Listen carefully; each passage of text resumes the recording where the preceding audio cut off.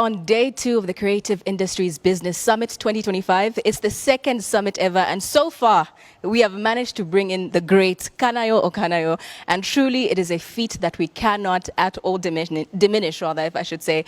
And this year's theme is Unlocking Africa's Potential, and it's Awakening the Economic Giant. And why not collaborate? Why not come together, learn from others, and why not learn from the very best? Thank you so much for joining me today, sir. Thank you for having me. Absolutely welcome. And well, just to start a little bit from the beginning, I'll tell you, your career has been filled with very memorable sacrifices, on screen especially. What's one thing that you're hoping to gain from the Creative Industries Business Summit so far? Well, it's, once again, thank you for having me. It's always an honor and a privilege to share experience. I think that's the most essential thing because it's a give and take. There's something Zambia is doing, which we may not be doing. And then we share what we have. They give us what it is they've been doing, and we contribute to it and marry the knowledge together and foster ahead. The interest is that we want a continent where the young people have something they can fall back to. We are not judgmental about people getting into crime or being in one misconduct or the other when we have not provided opportunities they can latch onto. Africa is blessed with a whole lot of young people, and if we do not take care of them in terms of what they need to do, it will be an implosion, and we don't want that. From Nigeria to South Africa to Gambia to Zambia to Senegal to Sierra Leone, we have a whole lot to give out. That is definitely quite true. And well, my other question, actually, which should have been the first question, aside from, collaborating and coming together and sharing experiences, what would you say so far from your last 2 days, because this is now day 2 of, I would say, the summit, what have you seen or noticed from Zambians, be it from the ones who've spoken to you, who've questioned you, followed you, what have you seen from them that you really, really like? Zambians love me, and that I know very well, even from my social media outreaches. So before I came here, I was prepared to mentor a lot of people. And they come to me not just to take pictures, but to learn. And they are the listening type of people who want to learn how we're able to do that in some 30-something years in Nollywood. And then, so that they don't make the mistakes we make, they will be able to champion the causes in their different areas and make sure that the creative enterprise, which I have been telling people is a new oil. And I want every Zambian to know this. The creative sector is a new oil. It's no longer the banks, it's no longer the oil industry.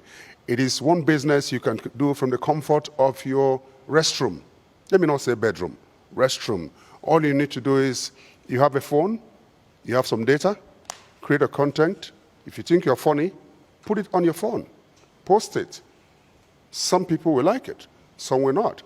So you have every African, whether old or young, you have the potentials to make money. The creative platforms are there.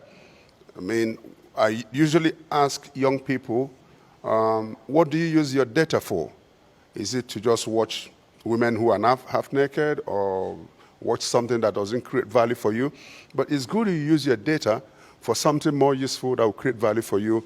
And if you get monetized by YouTube, Facebook, Instagram, TikTok, you make money.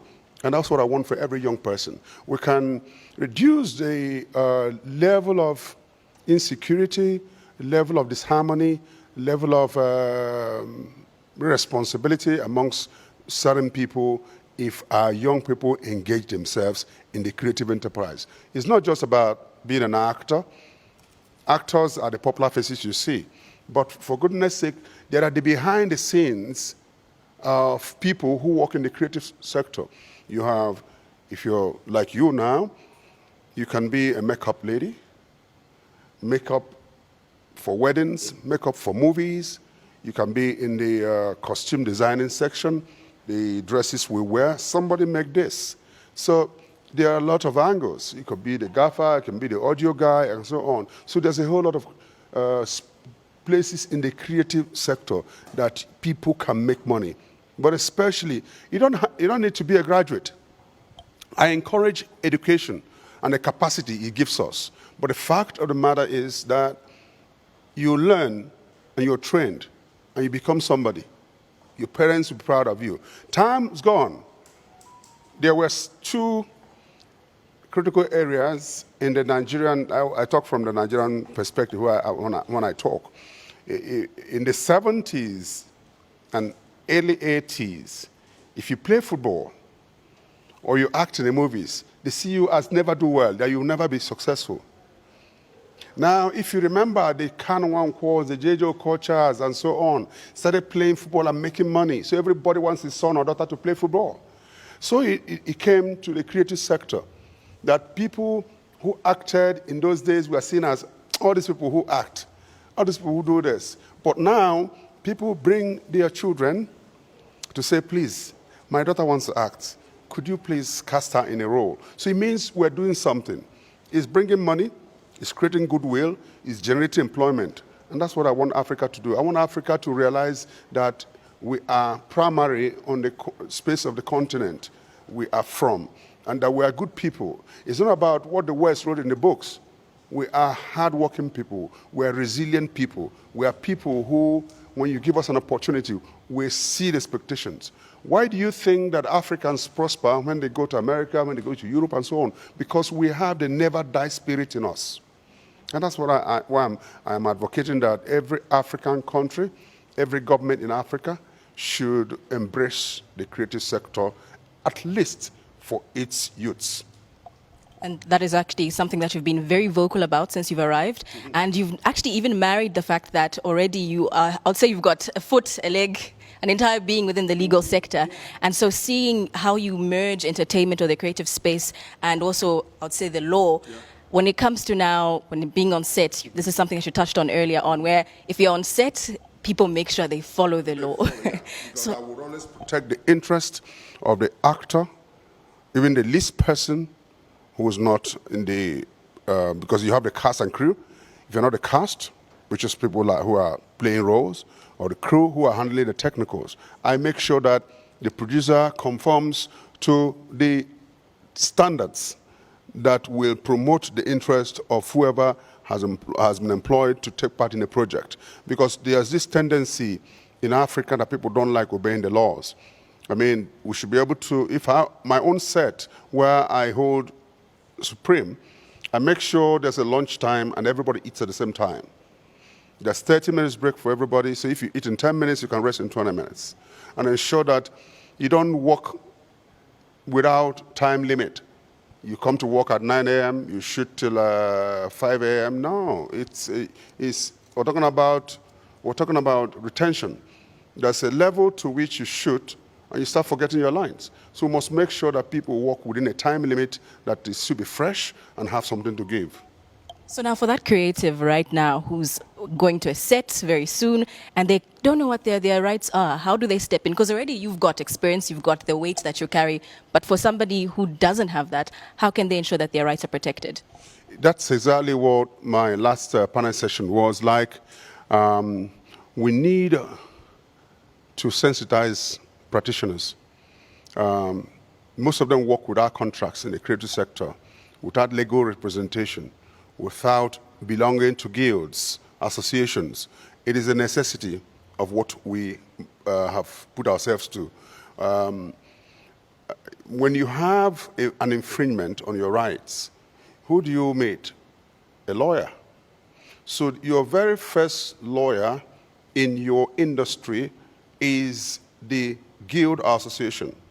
Then on a larger scale, you must be bound by a contract.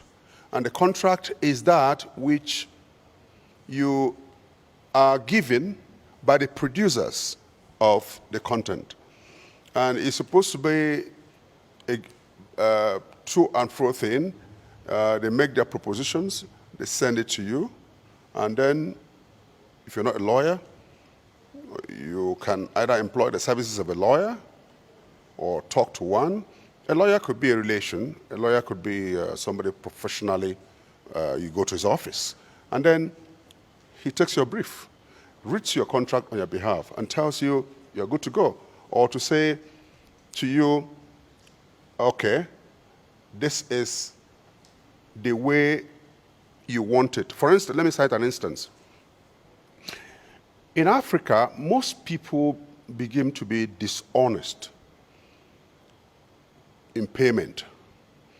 You sign an agreement and they tell you you collect your fees 2 days to the end of shoot.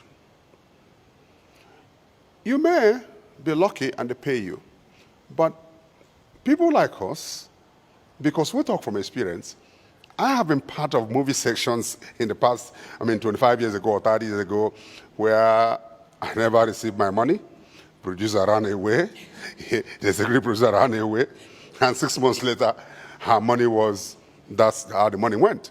So we're not using that experience to say, if you're not comfortable with agreement that you're going to collect your money from the producers at the end of the production or some days before the end of production, you can actually say, the first day I report on set, give me 50% or any percentage you may agree.